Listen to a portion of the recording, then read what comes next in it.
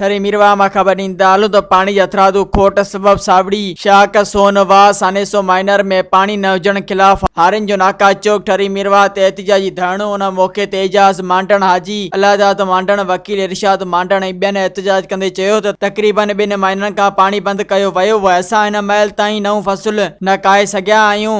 आपाशी अमलदारनि सां राब्तो कयूं था त इहे चवनि था मथां खां पानी बंदि आहे जॾहिं त मीरवा केनाल पानी सां फुल वही रहियो आहे। एसडीओ आपाशी अली गुर सुमरो रिश्वत एवज़ बासर ज़मींदारनि खे पानी मुहैया करे रहियो आहे। बाक़ी असां हारी तबिको पानी लाइ परेशान आहियूं। असां आला इख्तियारनि खां पुरज़ोर अपील कयूं था त असांखे पानी ॾिनो वञे। राशि करप्ट एसडीओ आपाशी अली गुर सुमरो खे हटायो वञे ऐं सावड़ी शाख सोनवा सानेसो माइनर में पानी ॾेई हारिन मां बेचैनी ख़त्म कई वञे त जीअं हू कपास जा नओं फसल काए सघनि। मज़ीद ख़बरनि ऐं तफ़सीलात लाइ विज़िट कयो असांजी वेबसाइट www.awamiNewsHD.com ऐं ॾिसंदा रहो अवामी न्यूज़ HD।